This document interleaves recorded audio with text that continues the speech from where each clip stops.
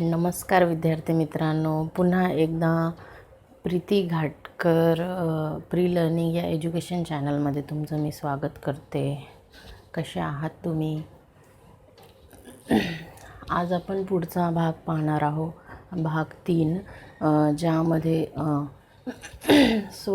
व्यंजन संधी आणि विसर्ग संधी आपण इन शॉर्टमध्ये पाहणार आहोत, जे की परीक्षेच्या दृष्टीने अतिशय इम्पॉर्टंट असणार आहे. कालच्या पार्ट 2मध्ये आपण स्वरसंधी बघितली आहे. त्यामध्ये उपप्रकार पण आहेत, पण ते मी तुम्हाला सांगितलेले नाही, कारण की तेवढे विचारत नाहीत. जे मेन पार्ट आहे तोच मी घेतलेला आहे कालच्या लेक्चरमध्ये, कालच्या सेशनमध्ये. सो आजच्या पण सेशनमध्ये मी जे महत्त्वाचा भाग आहे की व्यंजन संधी कशाला म्हणावी, ती कशी तयार होते, आणि विसर्ग संधी कशाला म्हणावी आणि ती कशी तयार होते, एवढंच इन शॉर्टमध्ये पाहणार आहोत. व्यंजन संधीचे पण काही उपप्रकार पडतात, पण ते काही विचारत नाहीत तेवढे. त्यामध्ये फक्त अनुनासिक हा जो आहे एवढाच तो विचारतो. ते तुम्ही पुस्तकामधून सुद्धा नोट डाऊन करू शकता. ठीक आहे. तर चला तर मग पाहूया. संधी कालच आपण पाहिली की संधी कशाला म्हणावी, तर आज पाहणार आहोत आपण व्यंजन संधी कशाला म्हणावी. व्यंजन संधी, व्यंजन आणि स्वर हे दोन मिळून व्यंजन संधी तयार होते. ठीक आहे.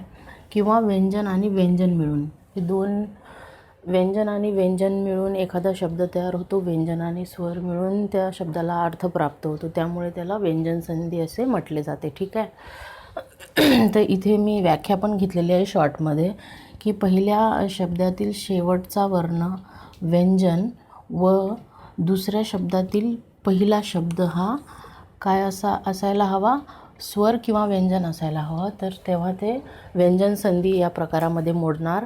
ठीक आहे.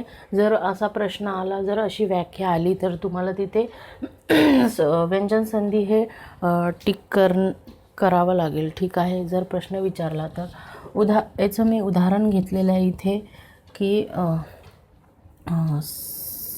आता हा जो शब्द आहे सदाचार, ठीक आहे, हा शब्द आहे सदाचार.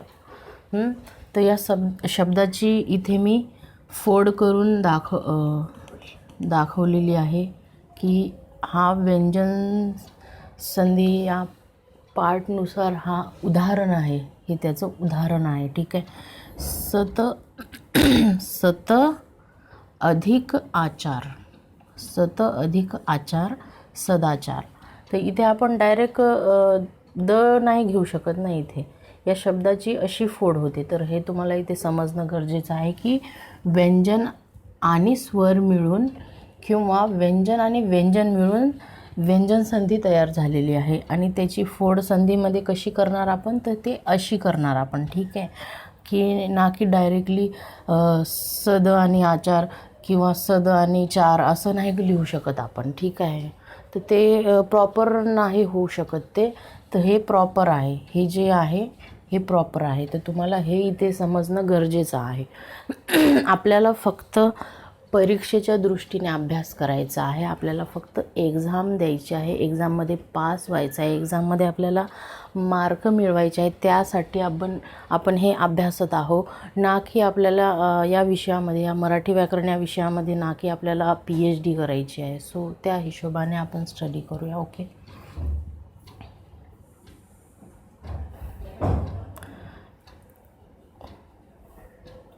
हा दुसरा उदाहरण आहे.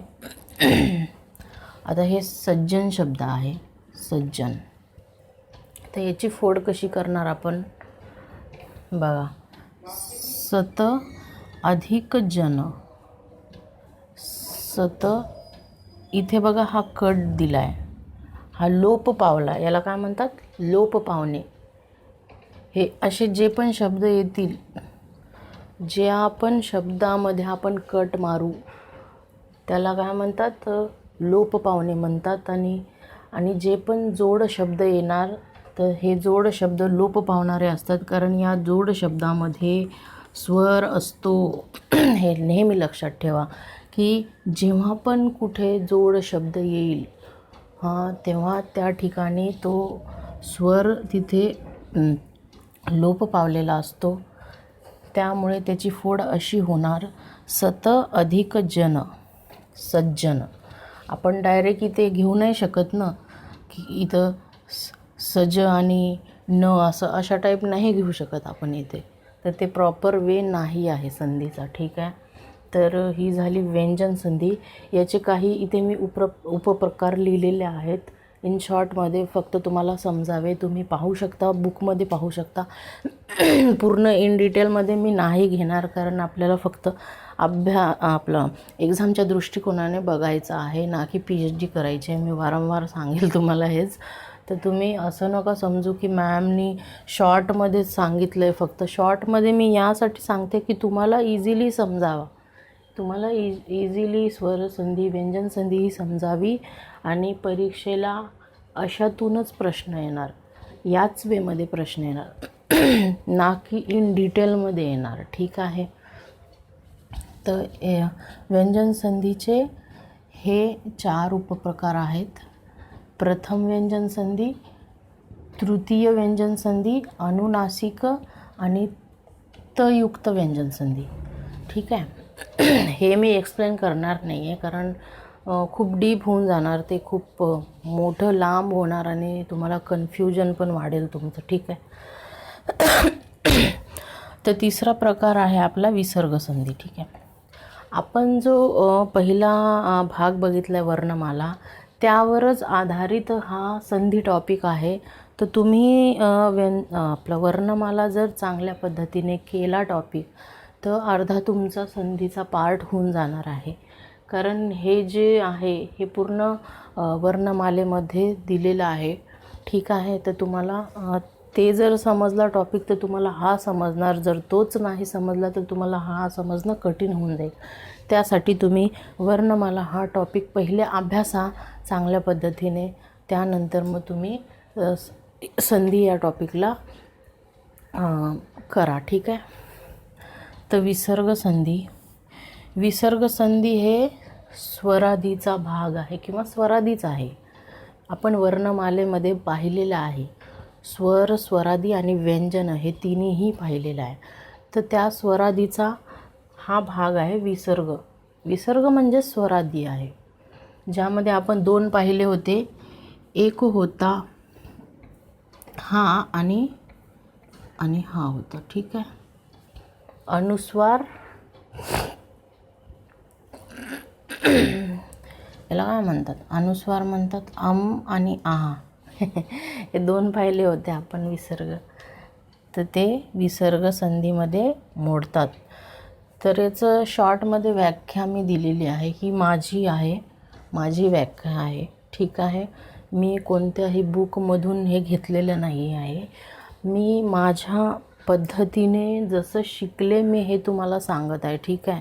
की माझ्या पद्धतीने जसं मला हा टॉपिक समजलेला आहे त्याच पॉईंट ऑफ व्ह्यूने मी इथं तो मांडण्याचा प्रयत्न केलेला आहे. ठीक आहे. तर तुम्ही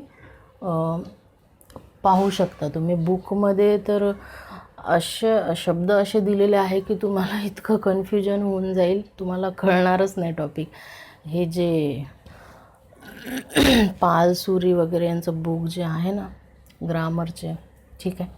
तर पहिला वर्ण विसर्ग, पहिला वर्ण विसर्ग आणि दुसरा व्यंजन किंवा स्वर असला तर विसर्ग संधी होते. ठीक आहे.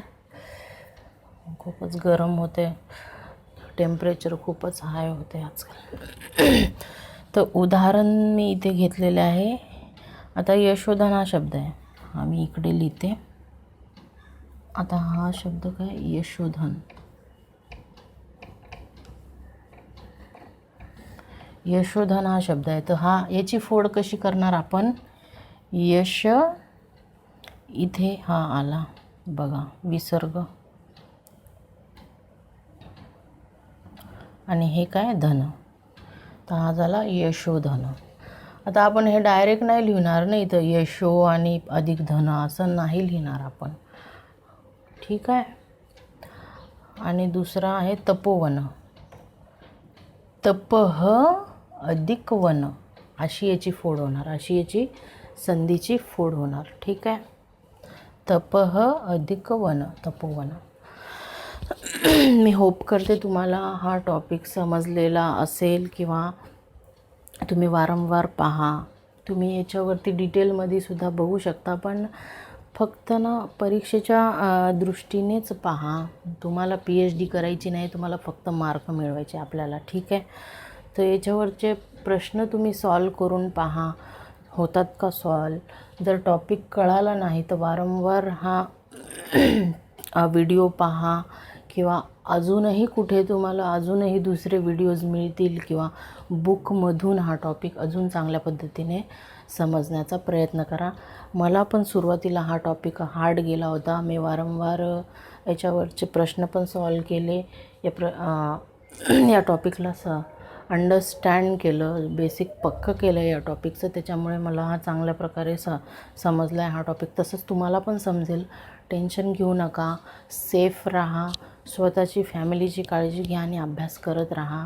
एक्झाम होणार आहे आणि एक्झाम होणारच आहे. तर अभ्यास करत राहा, कंटिन्युटी मेंटेन करा, ठीक आहे.